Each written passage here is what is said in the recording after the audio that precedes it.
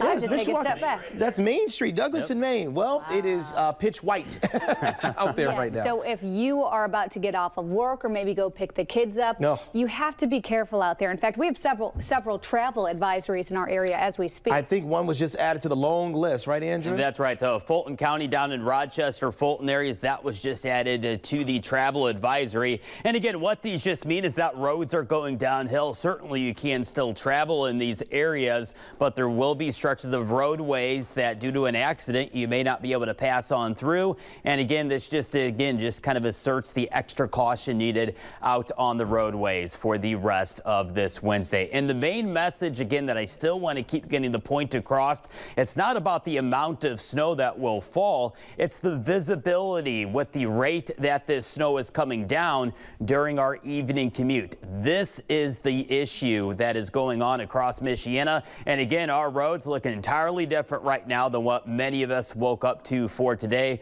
Road conditions continue to go downhill, and they will continue to do so over the next several hours. And for those asking about the US 20 bypass, well, again, we've got low visibility, snow coming down. If you can't avoid the bypass, here's a look at NDOT on the plow camera showcasing that there is snow and ice out on the roadways. Slow down if you're out on the bypass for the rest of today. And taking a look up into southwestern Michigan, just north of Niles, US 31.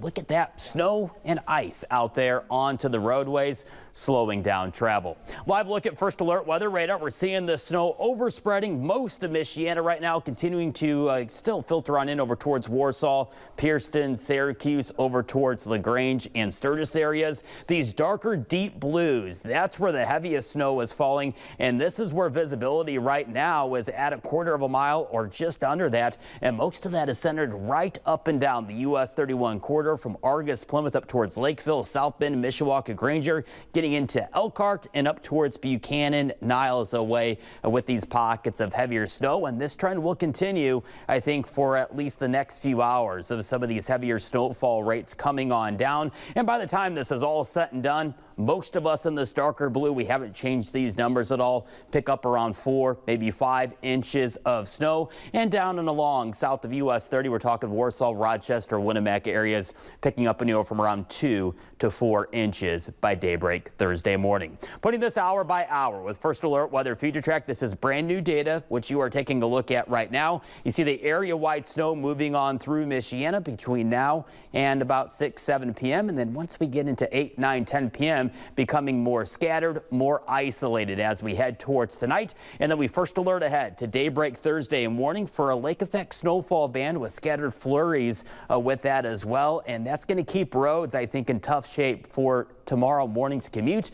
And then we'll eventually end the snow impacts for the afternoon. Future Track tries to be hopeful that we'll try to squeeze out maybe a few peaks of sunshine with falling afternoon temperatures for Thursday. So our main message for tomorrow: slow down. The morning commute will be slow going with snow and slick covered roadways, and it is certainly likely that we have some delays and or cancellations for tomorrow morning as the road crews still try to get the roads back in decent driving conditions, at least for those main roads and main highways. But the moral of the story for Thursday: roads slick and snow covered in the morning, and then slushy and or dry for the afternoon. That is tomorrow. Really quickly today, we were just talking about this. I don't know if we could bring Andrew back into the conversation. We saw folks bringing salt out there. That's good news right now. That's good news. I mean, the temperature's in the mid-20s right now, so obviously the product will work, the ice and snow melt. But as we head towards tomorrow, we're going to see that temperature falling into the teens for the afternoon, so it's going to make that salt less effective. Sorry, I called an audible there, producers, but the weather is important.